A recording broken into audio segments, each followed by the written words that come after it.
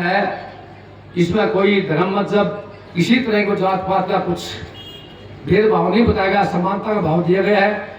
गीता ज्ञान है, विज्ञान है। गीता हमें जीवन जीने की कला सिखाती है। गीता को जीवन में अवश्य अपनाएं। मैं तो जब तक एक अध्याय नहीं करता तब तक ना खाना अच्छा लगता, कई बार चले जाता हूँ तो बड़ा महसूस होता है कुछ नहीं किया। तो मेरी तो खुराक ये गीता 2000 से बनी हुई है, ये दिल से बताता हूँ। तो आप भी कृपया ज्यादा नहीं कुछ श्लोक करें या एक अध्याय आधा अध्याय अवश्य करें, पूरा कर ले तो बड़ी मेहरबानी। सुबह शाम जब भी टाइम मिले, सोते दोपहर उठते समय, पहले भाग में प्रचार था, ये गीता हमने पढ़ सकते। जो आदमी मरने वाला होता है उसी ऊपर आते। मेरा बहुत विरोध हुआ था घर में जब मैंने शुरू की थी, किसी विद्वान ने कहा था, बताया, तो मैं विद्वानों में बैठता हूँ, महात्मा साधु संत महात्मा शरण में रहता हूँ, तो कुछ उन जैसा ही हो जाऊँ। इसलिए मैं सूचना विभाग हरियाणा सरकार का धन्यवाद करता हूँ कि मुझे यहाँ आमंत्रित किया और मुझे बोलने का मौका दिया। 2014 से हमने यहाँ से शुरुआत की थी गीता की जिला फतेहाबाद से, और जो हमारी सरकार चला रही है ये बहुत ही अच्छा कार्य कर रही है। इसकी जितनी सराहना की जाए इतनी कम है। तो गीता हर घर में गीता होनी चाहिए। गीता का अगर दर्शन हो जाए, एक श्लोक आधा श्लोक एक अध्याय हो जाए तो जीवन सफल हो सकता है। खासतौर पर जो लोग डरते हैं, बच्चे हो, बुढ़े हो, बुजुर्ग हो, वो से गीता पढ़े। गीता का पढ़ने वाला एक दबंग और व्यक्तित्व का निर्माण करती है गीता। अगर कभी ब्रह्म का मौका लगे तो कुरुक्षेत्र में जाइए, ब्रह्म सरोवर में आप स्नान करो, डुबकी लगाइए, जय माँ गीता कहिए, अपने आप एहसास होगा, महसूस होगा कि हम गीता का जन्म ये ऐसी हुआ था कि कृष्ण भगवान ने महात्मा अर्जुन को उपदेश दिया था। इससे पहले बताना चाहता हूँ, गीता आज से नहीं है, सदियों से और रहेगी। इससे पहले चौथा अध्याय में श्री कृष्ण भगवान जी अर्जुन को उपदेश देते हैं कि गीता क्या है, गीता को अपनाने से क्या होता है। गीता को जो मनुष्य अपनाता है उसके लिए मैं स्वयं खड़ा होता हूँ, उसके दुख दर्द मिटाता हूँ, तो सभी समस्याओं का निदान करता हूँ। अर्जुन जी का शक हुआ, उनको यह बात अच्छी नहीं। श्री कृष्ण भगवान कहने लगे आपका जन्म कब हुआ है, सूर्य का तो बहुत पहले हुआ था। तब श्री कृष्ण भगवान ने कहा कि आपके और मेरे बहुत जन्म हो चुके हैं, मुझे याद है, आप भूल गए हो। तो ये गीता ज्ञान मैंने सूर्य देव को बताया, सूर्य ने अपने राजा इक्ष्वाकु को बताया, इक्ष्वाकु ने अपने पुत्र राजा, यह ज्ञान प्राय लुप्त हो चुका था। इसलिए मुझे यहाँ आज पुनः गीता का उपदेश देना पड़ रहा है, क्योंकि आज की जरूरत है। कलाकारों ने बताया, एक कलाकार को एक बात समझ में नहीं आई, दुनिया के कल्याण के लिए कुरुक्षेत्र की जो धरती माता है वो प्यासे थी खून के लिए, कृष्ण भगवान ने इसीलिए चुनी थी।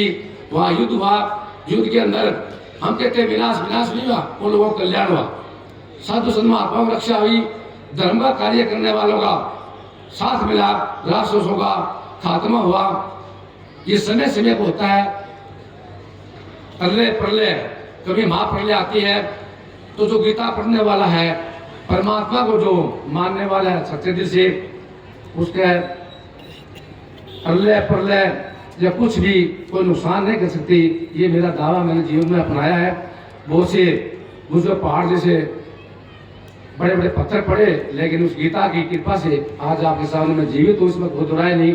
जो मेरे साथ में पूरे जीवन में जो गीता संग्रह से जीवन है, कर्म ही जीवन है। जियो गीता पढ़ो, चाहे अष्टवर गीता पढ़ो। अष्टवर गीता तो ये कहते हैं कि कर्म तुम नहीं कर रहे, कर्म करवाने वाला कोई और है। तुम जो करते हो वह परम पिता परमात्मा करवाता है। हमें पता नहीं किस जन्म में कौन सी जाति में कौन से समाज में जन्म लेना पड़ती है, किसी को याद नहीं। ये पता नहीं क्या बने क्या नहीं, लेकिन कर्म प्रारब्ध का खेल है, पिछले जन्म का इस जन्म का।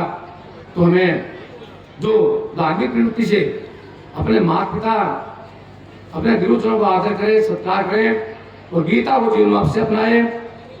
गंगा को बताया हमने, हरिद्वार में चले जाए, वहां हर की पौड़ी डुबकी जाए, अपने आप गीता महसूस होगी। अगर दर्शन करना चाहो तो 10 मिनट वहां बैठ जाए, वहीं आरती में बैठ जाए, आपको महसूस होगा बीमा गंगा यही घूम रही है। ब्रह्म सरोवर कुरुक्षेत्र में बैठ जाओ, वहीं महसूस होगा। गायत्री माता की बताता हूँ, आपको पुष्कर जी जाओगे, वहां उस सरोवर में डुबकी लगाओगे, महसूस करोगे, वही पेड़ियों में बैठ जाओ, आपको माता गायत्री के दर्शन हो सकते हैं। इसमें कोई दुराय नहीं। मुझे पिछले दिनों से रिटायरमेंट के बाद में कुछ जगह जाने का मौका मिला, तो मुझे काफ़ी चीज़ें ये एहसास हुआ, अनुभव हुआ। ये बातें मैं इसलिए शेयर कर रहा हूँ, जो आने वाली पीढ़ी हमारे जो कर्णधार बैठे हैं, उन बच्चों के लिए बहुत जरूरी है। कर्म प्रधान है, आत्मा शरीर नश्वर है, फल की इच्छा मत करो, कर्म तो कर्म ही है, कर्म हमें करना ही पड़ते हैं। कोई अच्छा करता है, कोई बुरा करता है, इसलिए सत्कर्म करें। कर्म करते ही हम तो सत्कर्म करें, ईमानदारी के रास्ते पर चलें, सच्चाई पर चलें, सच्ची कहना, सुखी रहना, इन बातों को अपनाएं। चाहे कितना भी कुछ नुकसान भी उठाना पड़े, नुकसान नहीं होगा, ये मेरा दावा है। ज़्यादा मैंने कहता हुआ संसार में पर संसार में मत डूबो, बस परमपिता परमात्मा कृष्ण जी भक्ति में, ध्यान में, सिमरन में डूबो, तो निश्चित रूप से कल्याण होगा।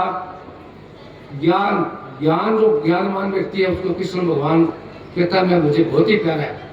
इसके साथ ही कृष्ण भगवान 18वें अध्याय में कहते हैं, जो गीता का प्रचार करेगा, वो सबसे मेरा प्रिय भगत होगा, उसके साथ मैं हमेशा रहता हूँ। तो परमपिता परमात्मा आपके साथ रहते हैं, तो कृपया दिल से हमें गीता को अपनाए, जीवन में उतारे। ज़्यादा ना कहता हुआ समय का भी अभाव है, तो भजन बंदगी ध्यान सुमन अवश्य करे, ईमानदारी सच्चाई सत्य के रास्ते पर चले। आप सबके चरणों में मैं प्रणाम करता हूँ। जय हिंद, जय भारत, धन्यवाद। जय हिंद, जय भारत।